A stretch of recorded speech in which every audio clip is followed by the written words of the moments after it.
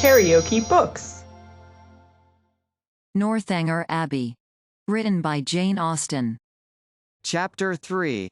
Every morning now brought its regular duties. Shops were to be visited, some new part of the town to be looked at, and the pump room to be attended, where they paraded up and down for an hour, looking at everybody and speaking to no one.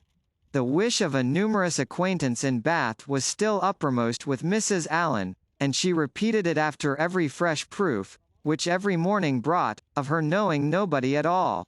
They made their appearance in the lower rooms, and here fortune was more favourable to our heroine. The master of the ceremonies introduced to her a very gentleman-like young man as a partner. His name was Tilney.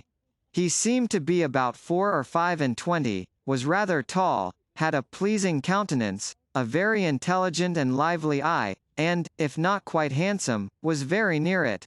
His address was good, and Catherine felt herself in high luck. There was little leisure for speaking while they danced, but when they were seated at tea, she found him as agreeable as she had already given him credit for being. He talked with fluency and spirit, and there was an archness and pleasantry in his manner which interested, though it was hardly understood by her. After chatting some time on such matters as naturally arose from the objects around them, he suddenly addressed her with, "I have hitherto been very remiss, madam, in the proper attentions of a partner here. I have not yet asked you how long you have been in Bath, whether you were ever here before, whether you have been at the upper rooms, the theatre, and the concert, and how you like the place altogether. I have been very negligent, but are you now at leisure to satisfy me in these particulars? If you are, I will begin directly. You need not give yourself that trouble, sir. No trouble, I assure you, madam." Then forming his features into a set smile, and affectedly softening his voice, he added, with a simpering air, "Have you been long in Bath, madam?" "About a week, sir," replied Catherine, trying not to laugh. "Really," with affected astonishment. "Why should you be surprised, sir?" "Why, indeed," said he, in his natural tone. "But some emotion must appear to be raised by your reply, and surprise is more easily assumed, and not less reasonable than any other. Now let us go on. Were you never here before, madam?" "Never, sir." "Indeed. Have you yet honoured the upper rooms?" "Yes, sir, I was there last Monday." "Have you been to the theatre?" "Yes, sir, I was at the play on Tuesday." "To the concert?" "Yes, sir, on Wednesday." "And are you altogether pleased with Bath?" "Yes, I like it very well. Now I must give one smirk, and then we may be rational again." Catherine turned away her head, not knowing whether she might venture to laugh. "I see what you think of me," said he gravely. "I shall make but a poor figure in your journal tomorrow." "My journal?" "Yes, I know exactly what you will say. Friday, went to the lower rooms. Wore my sprigged muslin robe with blue trimmings, plain black shoes, appeared to much advantage, but was strangely harassed by a queer, half-witted man, who would make me dance with him, and distressed me by his nonsense. Indeed, I shall say no such thing. Shall I tell you what you ought to say?" "If you please."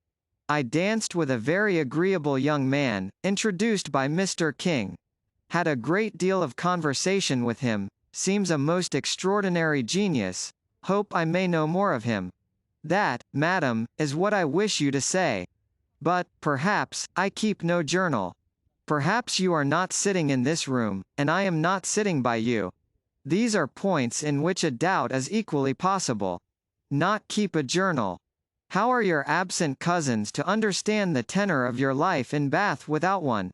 How are the civilities and compliments of every day to be related as they ought to be, unless noted down every evening in a journal?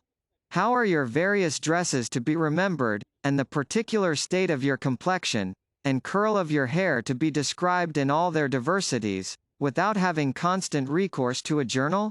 My dear madam, I am not so ignorant of young ladies' ways as you wish to believe me. It is this delightful habit of journaling which largely contributes to form the easy style of writing for which ladies are so generally celebrated. Everybody allows that the talent of writing agreeable letters is peculiarly female.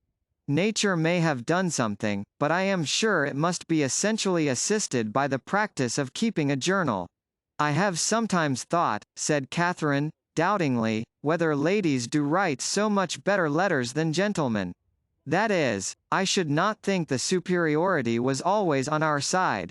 As far as I have had opportunity of judging, it appears to me that the usual style of letter writing among women is faultless, except in 3 particulars. And what are they? A general deficiency of subject, a total inattention to stops, and a very frequent ignorance of grammar. Upon my word, I need not have been afraid of disclaiming the compliment. You do not think too highly of us in that way. I should no more lay it down as a general rule that women write better letters than men, than that they sing better duets, or draw better landscapes.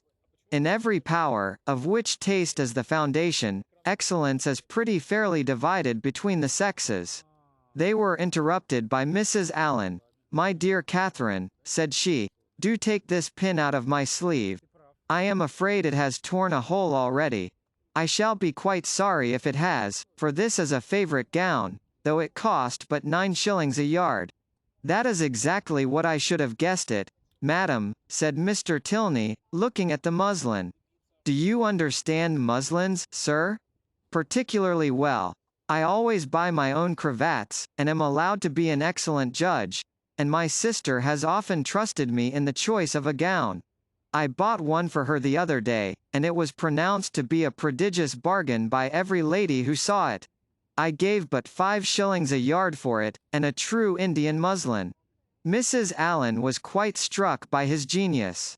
Men commonly take so little notice of those things, said she. I can never get Mr. Allen to know one of my gowns from another. You must be a great comfort to your sister, sir. I hope I am, madam. And pray, sir, what do you think of Miss Morland's gown?